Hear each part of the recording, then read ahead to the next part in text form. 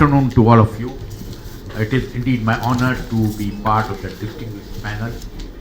I will start with a brief context, and I have been a marketing person all through my life, and I thought that customer is everything organization is, as organization exists for customers. Little I realized that unless you have got a great team, employee team, you cannot make difference to the customer.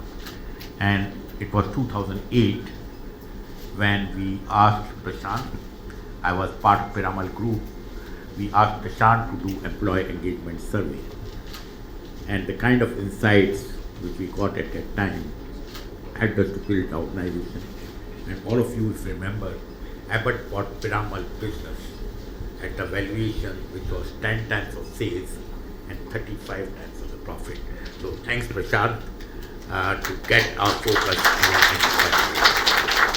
In fact, I was caught up today for something, but it is honoring our commitment for employee engagement, and that is our commitment to this group. It is also indeed to be part of a very distinguished panel. When Pari was talking about the panel, it's an outstanding panel, very, very diverse panel, and brings a very diverse kind of experience. And hope we will be able to add a lot of value to all of you who are spending precious time before lunch with all of us today as far as the panel is concerned. What we like to do in this panel is look at the theme. We will not make it in a usual way, in a didactic way, in a pedagogical way, and some passion and parcel. We like to make it much more interactive, much more conversational between panel members, and then come back to you. So I will start first with a question to our panel members. The world is changing. Change is only constant. And the only thing which CEOs do, as I think, is adapt the organization to the change and constantly achieve the goals to maximize stakeholders' value. I will put stakeholders' value. I will first start with the question to all my panel members, and maybe each one of them can spend 2 to 3 minutes, is what changes are taking place in their sector, and what are the opportunities and challenges which emerge out of those changes, because that's the first task which every CEO does. I'll start with Rakesh first, and then we will spend time together. Over to you, Rakesh.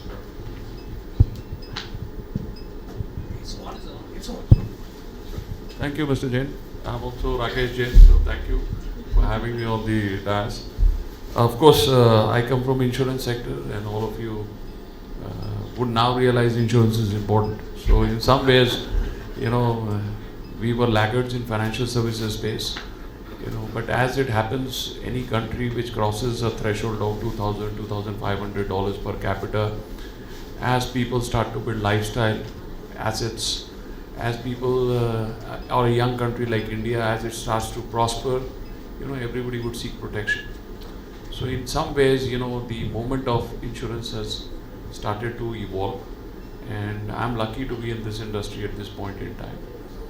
The real thing in India is, while the economy, we all hear 4 trillion going to 10 trillion, we all understand, the fastest growing major economy in the world, but insurance is surprisingly one of the poorest in terms of penetration. We're just talking about 1% of GDP, and this will not even compare with South Africa, Brazil, Russia at this stage also. So it clearly means that there is so much more which will happen incrementally over here. The real thing is to really insure 1.4 billion people. What matters is not just about the concept, it's about the enormity of the thing and how are you going to really address to that. So my sense is insurance as a world is going to evolve so much that's beyond our comprehensions. As a professional insurer, having spent 25 years in this industry now, I still take a 3 to 5 year view. Anything bigger than that feels speculative to me. The world of insurance, which started from a very staged out, off the shelf situation, is becoming more customized. It will become more hyper customized as we move on with innovation, with the impact of digital. And as the world of risk evolves more, the risk, I'm sure you understand from climate change, the way it's been raining, even in Mumbai last few days, to cyber risks or to your business risks or to business with loss of profit risk, because we are all making bigger and bigger bucks now. Everything comes under the ambit of insurance. So I think a lot of insurance companies will hence yearn to create those innovative things for their customers. The customers in turn will, parcel out their business challenges, a part of it too in the insurance companies. And it's going to be a tremendous, evolution in years to come. So indeed, we look forward to challenges as big opportunities, and I'm sure each one of you in this stage also, we have a stall outside. See for a few things for yourselves, not just look at for others. Yeah. Thank you very much, Rakesh. Vinny? Yeah, good morning. Thank you, Mr. Jain. I'm not going to talk much about my industry because we actually serve those people who make our nation. We serve more than 50 lakh women entrepreneurs across 1 lakh villages in 19 odd states across the country. And we all know that we have a long way to go. We have just reached to about, probably in the microfinance sector, about 8 crore customers. And we have probably 3 times more that we can do, and there is no limit to creating the value that we have to. But I'll just talk about the change that you're talking about. Somebody was asking, what's your job description? I said, that's the simplest. It's just one line to take care of everyone. Now the definition is who is everyone, right? And for our business, there are 3 things that matters the most. A, the compliance, of course. Shaji sir would agree. The second part is, of course, the stakeholders. And when I say stakeholders, it's right from my investors to my promoters to my employees. And third is the customer. And actually change is inevitable and actually happening at a pace we won't even realize on all the 3 sides. Compliance, of course, I'm not going to talk much about it. It is the need of the hour in this country for sure, and across the sector, and our regulators and everybody is doing a wonderful job. Probably that's what we do for probably more than 50% of our time. Second is the stakeholders. Now, of course, the expectations are changing. The whole world, the way they used to operate. So today, for example, we work with 18,000 employees of ours. Who are they? They're the son and daughters of the soil. Are they the same which they were 5 years ago? Absolutely not. How do you make their life interesting? How they'll make their life purposeful? That's a regular challenge. That's ever-changing dynamics that's happening in this country. The youth have certain expectations. The managers have certain expectations. The senior managers have certain expectations. So the changes is to be managed. And the third and the most important is the customer. The customers are obviously always going to change. So essentially all that we are doing is managing this change. For what?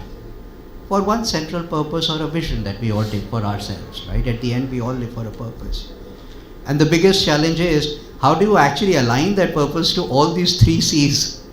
When you talk about compliance, you say, 1 second, guys, this is my purpose, but by the way, yes, I will follow that. When I talk to my stakeholders, 1 second, I need to be responsible enough, but by the way, make money for you. And when I talk to my customers, I have to I'm always required to make changes in the product, the dynamics of serving these customers. And these customers are also amongst the most vulnerable set of customers. Believe me, today, the technology and what we speak on this forum is moving way faster than the adaptability that the customer have. Today, you and I will think twice, not even twice, to pay through digital mechanisms, right? Are these digital mechanisms safe enough for the customer that I serve? How do I remain responsible for those customers who are actually coming and onboarding onto the formal finance bandwagon? Always a change. And this change in technology and this change in environment is something that becomes our responsibility to make it valuable and really more adaptable to the customers that we serve. So, sir, to answer your question in one line, the change is happening across all the 3 dimensions of our life every single day. And it will continue to change, and probably somewhere I find myself very much engaged to manage this change. Very, very good, Vineet. And you rightly said, as CEO, you are responsible to manage this change. Great, and the kind of work that you do in microfinance is just amazing. And thank you for your insights. Now we'll go to Chachi, again an outstanding work. Chachi, over to you. Okay. Yeah, thank you, Mr. Jain. It's a great privilege to be part of a great set of panelists who's been practitioners, and we just heard the introduction. I'm sure that I will have a lot learning in this discussion. Thank you. Yeah, the question is the changes in BFSI, the banking and financial services industry. Change has always been happening, but one thing which is clearly happening is the scale of change is unimaginable. The scale is becoming much larger than ever before, because look at the way the world is looking at the way India is getting prepared. I'm sure that all of us heard the finance minister's speech, the grand plan of India to become a developed nation by 2047, the 100th year of our independence. The whole financial services and the GDP growth and the growth is so intertwined. So in that ambition, what is really going to happen is the scale is going to be substantially bigger. Currently, it's just around 12% of the GDP is only being contributed by the financial services. The classic case is, we also have some of the folks from the AMC business here. 10 years, 6 times growth, somebody could really just grow. The rest is set to follow. The data on financial inclusion just out, I think, day before yesterday.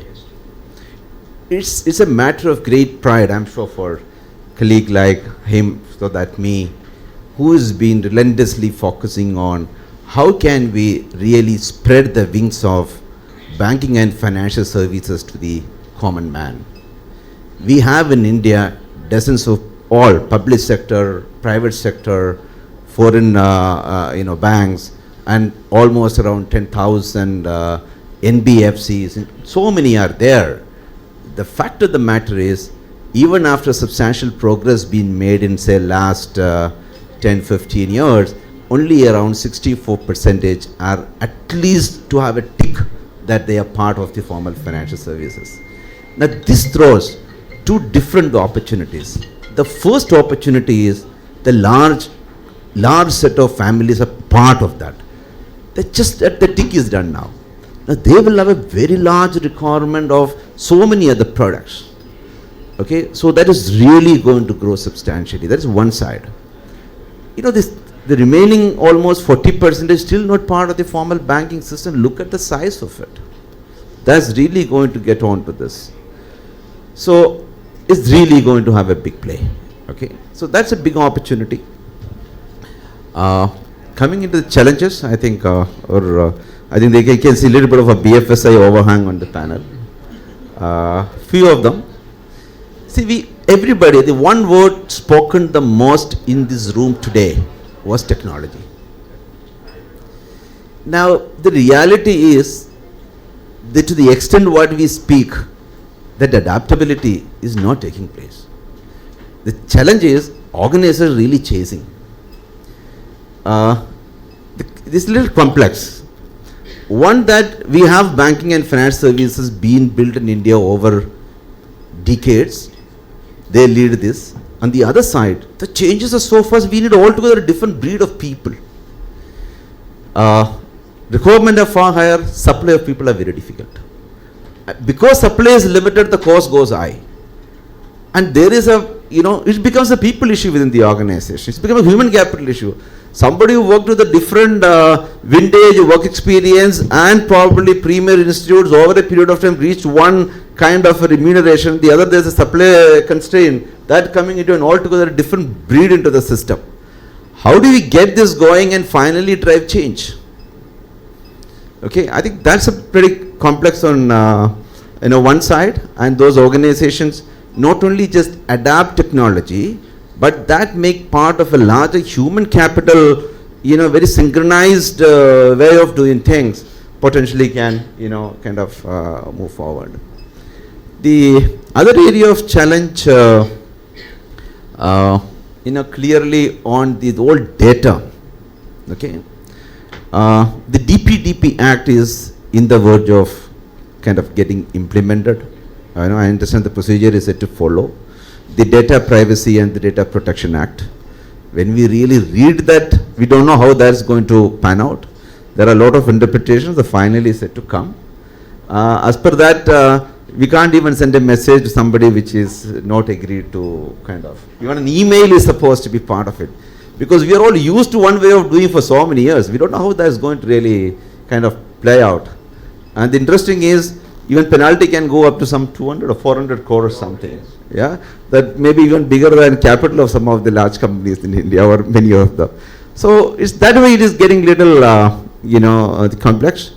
But I think India is in a super advantaged position, and all of us never could have had a better time to live in this country. We often hear the India-China story. But when you really go deep dive in the data, okay, there's no comparison between the size, there's no doubt. But I'm just looking forward, in the journey to the 2047. Even today, the average age in India is still below 30, where China is almost hit 40. We are not in a race between China and India. That's not the point. The point is what is waiting ahead for us. Okay, it's not only a BFSI because I am part of a BFSI, but I think it's the larger opportunity coming for all of us. I sincerely hope and wish many of us, at least will die in a country it is a developed nation. I think that's all I would like to say. Thank you very much, Shaji. Great note, and you have set the vision for the panel. Now we will go to Vinodji. He is, and it is great to end this part with Vinod because he has been working for Kaizen, and he will be great to conclude this part before we move to the next part of the discussion. Good afternoon, ladies and gentlemen. And it will be nice to hear a response to the good afternoon, please. Good afternoon. Thank you. My illustrious colleagues have spoken about the challenges that they are facing. I'll try to keep it brief. The challenges that I talk about will be from the perspective of a consulting organization. While they deal with customers in terms of sometimes businesses and mostly the general public, we always deal with consultants who are organizations. So we work with private organizations, we work with the manufacturing organizations, we work with service organizations, we work with government organizations, supply chains, and so on. So to put it very, very simply, the biggest challenge of our times is change. From challenge, take out double L-E, what remains is change. Now the rate of change, as some of us have alluded here, whether it is in the space of customer expectations, or whether it is in the space of technology, and consultants are great at coining new terms. Something like ESG has become prominent in the recent past, environment, social and governance. The regulations are changing rapidly. So when everything around you is changing rapidly, the only way to respond is to adapt to that change. So our challenge basically is to help organizations adapt to that change at a rate which will match or preempt, sometimes too late to react, to the change that is happening around. And to us, as an organization, the challenge always is we advocate certain practices, certain operational excellence and business excellence practices. How do we ourselves remain a benchmark? How do we ourselves make sure that we practice what we preach? If we are able to do that, only then we are good guides and good facilitators. So that's the challenge that we face. Thank you. So thank you very much to all my panel members. First part, and the essence is there is huge opportunity. 1% less penetration of insurance, and in every sector, if I see the opportunity is huge. I will add to the finance part because I come from healthcare sector. Only 30% of the people in this country get the benefit of medicines, and there is a huge opportunity. And as far as pharma industry is concerned, we think what is our market. We supply medicines to over 200 countries around the world. Our share of the global market from India is around 20%. Every third tablet in US is sold from India. Every fourth tablet in Europe is sold from India. But why 20%? Why can't it be more? And what we can do in the innovation space. So the critical thing which comes out as far as all of us are concerned, one point is very clear. For India, it is India's time. The opportunities are huge. The penetration is low and every sector is underleveraged. The second point which comes out from the panel discussion up till now is management of change, which many of my members highlighted is very, very important. Adapting to this change is very, very important. And some of the areas regarding technology, compliance, ESG becomes very, very important. So huge opportunities, huge challenges. Now how do CEOs manage them? They live in a world where everything changes, but the responsibility ends with the CEOs, because at the end of the day, can is taken by the CEOs. So the second part of the question which is there for all of them is what success means in that sector for CEO, and what are the areas which they are working on to be a successful CEO. We'll again start with Rakesh here. What success means to him and what are the initiatives he's taking? Over to you, Rakesh. Yeah, thank you again. I think, as I said before, our sector is going to not just double, quadruple, it's going to maybe go 100x. And two, the growth will never change because the world of risk is never going to change. It's just that the dimensions of risk keeps on changing. On one side, there is a customer and risk, and the other side, there is obviously a balance sheet and the way you carry the risk. You need capital to carry the risk. It's not just about saying we'll give you a policy or a coverage, it's about honoring a claim which might emerge at the end of the day. So structurally speaking, it's a very complex business. It deals with all kinds of enormity, all kinds of variances, and at the end of the day, it's financial risk. And as compliances, reportings, IFRSs of the world evolve, you put your capital anticipating things. You don't really put your capital in retrospect. So in my view, for a CEO, he straddles across the spectrum in a world of unknown. And like cyber risk, for example, how many of us visualize what kind of loss we can have?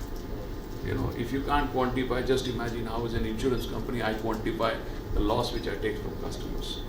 Same way property risk, how many of us realize, what a cyclone can lead to?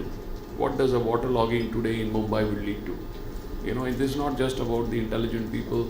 Here it's also about the vada pav wala on the streets who needs protection. Today maybe he is not able to open his shop because it's waterlogging outside. So I think the world of risk is manifesting in so many ways that is frankly an imaginative world.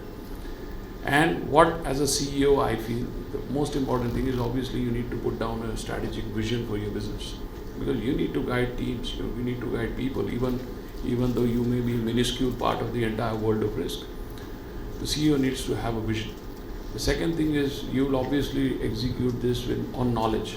So you need effective leadership to convince your people about the vision. And last but not the least, there has to be a deep understanding of the business you run. Most of us now, I'm the fifth company, but we still are $1.5 billion in terms of premiums every year. So whenever we see the India story, many of us don't realize we are acquiring now a global positioning, maybe in our streams. Of course, there will always be a few exceptions globally, but it's not that we are so small that we can take a 5 or a 10-year liberty in our minds to say, okay, at one day we will match up to something. Two, as we are getting, investors, customers, private equities, frankly, the business models are maturing much faster than many of our predecessors. Like China took 25 years, in my view, India will take 10 or 15 years. Because we are learning also from others. and we are bringing those practices ahead of the curve. And this is what makes the India story very interesting, very complex. As a CEO, I feel, these are opportunities which needs to be, built upon. A good CEO should not shy away from, moving forward. The pace at which you move defines, the way you should be confident about. And this is that Indian story for people, but we will also, and we should not worry about failures, but it will be failures. Maybe the learnings, which we get from failures will truly institutionalize many of the success stories in future. So in some ways, the CEO is cognizant of the downsides. The CEO needs to really build a mindset to say failures are there. It should not be a very big failure. It should be something which you should absorb. The mantra which we follow in our thing, if we take 10 decisions, few will go right, few will go wrong. Just ensure at the end of the day, the equation is positive. So as long as you have that confidence that I am taking those decisions and I'll be positive at the end of it, then you go full throttle, because this is such a vast story. And, I just, hope that, we get enough people with us, who really are convinced about this story. We create digital architecture on, somewhat we are still transitioning towards a completely digital architecture, because still 3/4 of the Indians have never even bought a single policy. So, how do you really convince a person to become efficient if he has not tasted something? So in some ways, as my friends on the dais said, they are financing now 50, 60, 70%. The next thing what they'll create will seek protection. So just imagine the kind of lag we have. So it's a very, very complex dimensional thing, but it's indeed the best thing to happen for anybody in this sector, for him to experiment, grow. And as Reliance Dhirubhai said, no, you can start from anything and reach where you reach. I think that's precisely the Dhirubhai moment in this insurance industry. Thank you, Rakesh. Over to you. Well, there are different people who have different meaning of success, right? Ask the same question to the private equity investors, ask the same question to the promoter. I'm not going to get into those dynamics, right? They will all ask for a growth, ROE, ROA, capital adequacy, blah, blah. There will be, all these parameters are day in, day out life of us, and I believe these are the brass tacks of the business. What makes, another set of questions as to what makes a CEO successful, I would say that probably three things. A, acknowledge and be aware that the change is actually every day coming from the areas that you won't even know. And by the way, you may not be, and I can guarantee you one person cannot be aware of what kind of change is going to come. There will be people in your organization, there will be people outside your organizations who are always aware, more aware of what is the likely change that is going to hit you. So the first thing is we need to be acknowledging the fact that there are going to be elements from where you need to continue to learn and understand where the challenge and risk and other things are coming in from. Second thing that will come is you always have a purpose. You have your quarterly budget, 6 monthly budgets, yearly budgets, 3-year vision, etc. Right? How do you prioritize what you're doing? You, of course, at any point in time will have 100 things. But all those 100 things matter today, in 1 quarter, in 6 months, in 1 year. Are you able to prioritize? Well, you did a prioritization, fantastic. But the success lies in have you been able to translate that to all the key people, all the elements of your organization in the simplistic language that they can do your job. As I was saying, we have 18,000 odd people, right? Of that, 10,000 will be 12th pass. Can I actually get up and tell them, boss, ROA chahiye? I have to make the life very simple in a language which they understand that this is what you are supposed to do. Why? Because this is going to counter the challenge that is coming. I have prioritized it, and not I, who am I? We have prioritized it, and this is what is in very simple language you have to do day in, day out. And that, if one day that set of people actually say the same thing back when you ask them, that's the success. Yes, I've been able to, right from acknowledgement able to prioritize and translate it to the right set of people who have been able to execute it. Believe me, CEOs don't beyond a point execute. In fact, the pyramid is ulta. Is actually these guys who earn for us, we are actually the last mile in the whole thing, right? So they are earning. We need to make life simple for them, and we are enablers in this manner. I mean, somebody was asking me, what does a CEO do? I said, one second, is exactly what I do, and I don't want to kind of get into this gender discussion, by the way, so don't take me wrong. But the whole point is, I have 2 kids, and how many times do I see them? How many hours do I see them? Very limited, but they have come into beautiful citizens. They are becoming beautiful citizens. What I am doing is standing outside the home and taking care and enabling the home, but somebody is running the home. What does a CEO does? He actually looks outside and stands outside the home and sees what पड़ोसी क्या कर रहा है, घर कैसा है, घर में आगे क्या होने वाला है, भूकंप, is there going to be an earthquake, is there something? He actually looks at the environment outside to ensure that the house is protected. But who runs the house? People inside the house. People inside the house need to know what's happening outside so they can run that effectively. And if you can tell them in the language that this is the best way to run the house, by the way, that I would believe is a success for anyone as a CEO. So I would just rather say that from a point of view of what I have all learned over the last so many years, sir.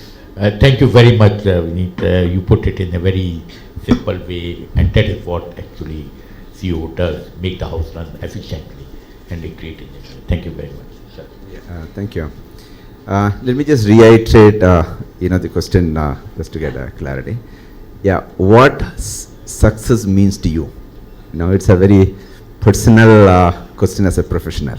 Okay, so just to take that, let me just tell maybe in a minute, 30 seconds, what do I do? Of course, I'm the CEO for Muthoot FinCorp. What is the business we are into? We are in the business of empowering the common man for their financial well-being, period. It's a group which is done for last 140 years. And when it comes to what gives that, how the success is defined, is purely on one vector. What is the impact you create? What is the impact you are able to create to the larger, purpose which you have defined long years back? So I think that's the one which we all look around, and not only the kind of balance sheet size and the profits, and I think is grown beyond. Maybe because the group is done for the last 140 years. Just to throw some numbers, I was listening to Dr. Ritu in the morning on the diversity, for example. It gives a big kick for us. We celebrate big way in the company when we see that we have more than 10,000 women in the company now. Okay? Now the point is, what gives success? It's not only about giving offer to 10,000 women, but how do you create an environment for which the woman can survive in the company in a way like what you just mentioned about the family and the professional environment. So, it gives that, kind of a success to create that environment where, starts on time, end on time, give predictability to the woman at 5:30, they can go home, do the other, lot of other things for them around to be done. It's just lot environment is created to orchestrate success for others, so that the impact is created. The other side, kind of matrices, we look at it. How many first-time credit happened? How many of them are women consumers who could come on board? Not just we disburse loan, just to tell the size, the year gone by, we had done around 63,000 crore of disbursement. That means in a month we do more than 5,000 crore of disbursement. It's not just about the disbursal. Where is the money gone? How is that become a productive capital? Net in one line. You have a privileged one to lead a large, maybe 40,000 people within an organization, of which you are in an influential position.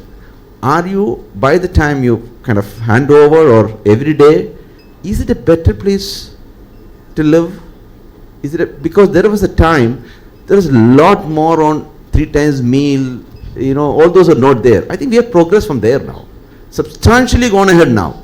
Now the question is, can we create an impact in a way is a better place for, for you to leave behind, with the concept that you have borrowed and this world from the future generation, and you have been given a time to kind of enjoy that. Can you hand over back the impact? That's what gives me that kick. So I was also, the question being personal, looking around, where is that the organizational purpose and the personal purpose, to what extent you can meet up? Okay, being a career banker, worked in the formal sector for 22 years, we are looking around, as I said, many banks, larger as balance sheet, but still, 50% of Indians who are eligible to have credit access still not being given. So that call happens somewhere, and there you look around where you can find that purpose discovery, and then finally the defined success. That's keep me going. Thank you. Fantastic.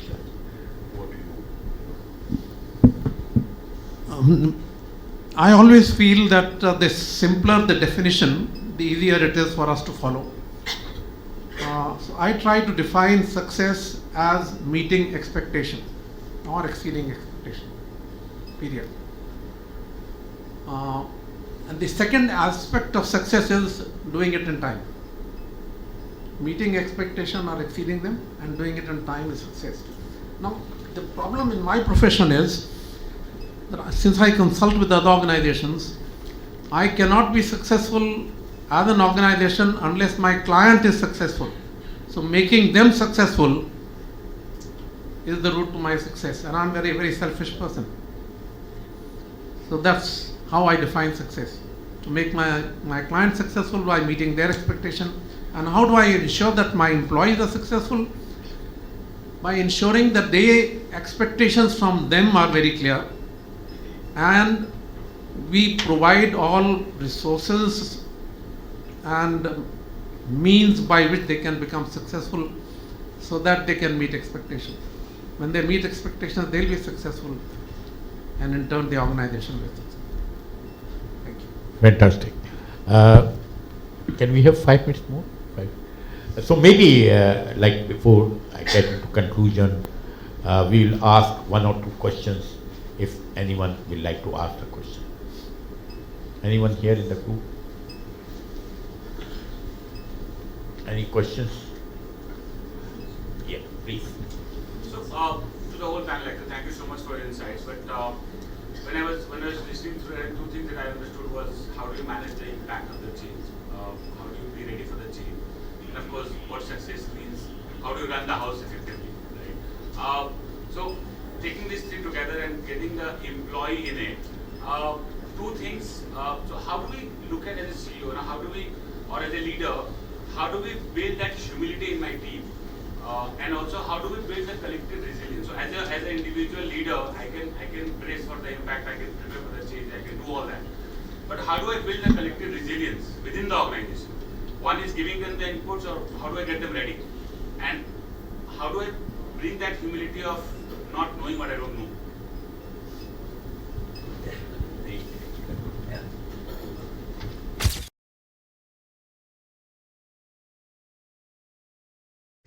So that's a very good question. I think it all starts from here. You can't build a humility if we are internally as a leader. First of all, don't believe that we don't know much, right? So and in fact, one of the 2 things in the leadership quality is actually that humility is the first thing which everybody would actually understand, and second is the ability to empower, right? The more we empower, the more we actually talk about that you are responsible, you are the people who are doing it. See, as a CEO, you don't do, you actually enable people to do. You are creating a set of people who are actually going to be the leaders for tomorrow. And that starts from you, then goes to that environment where you are empowering people. And by the way, empowering doesn't mean that मैं तेरे को ये बोल रहा हूँ, ये करना है, ये तेरा काम है. You empower them from all the aspects of managing the successes and failures together. The second line does it, the third line does it, then everybody does it. And the last thing, it's very important for the whole system to actually continuously acknowledge that we don't know. This element that I know everything has to actually cut out from the first mindset of humility. To start from yourself, start with empowering on both sides, allow them, and then let this whole thing translate down. I would rather say that. Really, it's okay. So the word humility or the word confusion, or I don't, I think for a large organizational context, this all starts from how well there is a collective understanding on why do we all together stand. Okay, so it comes from the purpose. If you really want to have humility being built in an organization, my personal view, of course, we have all the CHROs sitting here, please pardon if I'm incorrect, is starting from well before hiring. Very right time when we get people on board, there has to be a clear understanding, this is why we collectively stand. And this is the impact of the outcome we are looking at. Okay? Then we keep on driving the larger purpose, why do we exist? Is being driven through day in and day out. So that the employees also rediscover themselves to say, look into the purpose, I have added a little more. It is finally a collective thing. Okay? And it's not about, many a times the whole non-humility part comes from a very small little achievement of a Brownian motion. Okay? Or a one step, little increment and not the larger picture. I think that really wants, many a times the whole purpose we exist is like a statement written somewhere there. We don't live by every day. If there is an environment where right from the CEO, from the board till the last person, if they live by that, measure those right matrices, whether what in that direction, I think then naturally the humility will come, because we are on a, it's not very easy as we say, people are the most complex, all of us know. But having said, if that alignment, if we get, I think, it can be better. Complex, but hopefully that can work. Maybe I can add, just obviously we all see sometimes, humility is more to do with mannerisms, the way you talk and approach. I think it's a starting point, but end of the day, you should not be disrespectful to somebody's idea or opinion.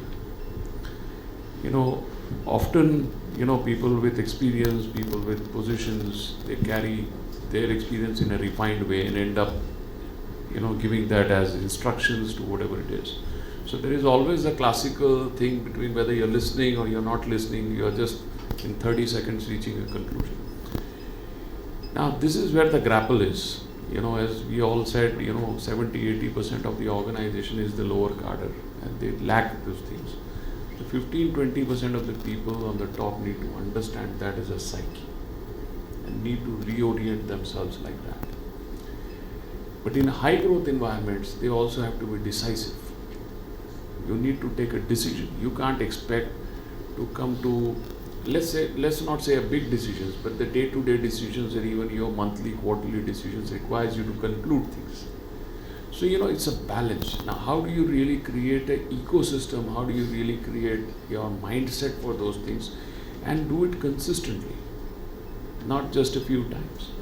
So then automatically people start to believe this is how the process works. So in my view, this is something which every organization, every business, every leader needs to invent. The contours can be, different for each company. May I also add a sentence there? Once again, I'd like to try and simplify for my own understanding. To me, in the corporate life, a leader is someone whose success is dependent on the people that work for him. If my people don't succeed, I can't succeed as a CEO. So therefore, the only task of a leader is to find out why my people don't succeed, remove those impediments so that they can succeed. That's the task of the leader. As long as I understand that my success depends on my people, I have to be humble. One last question and then. Sir, just taking cue from him, what would you say to companies like Tesla, Amazon and Apple? All three leaders, not very humble, very in your face, and yet the largest companies globally, the disruptors globally. Does it have to do with the nature of the industry as well? I mean, if I am someone who's trying to do something for the first time. I need to be brash, I need to be in your face. So humility will be a limiting factor in that sense. Like that.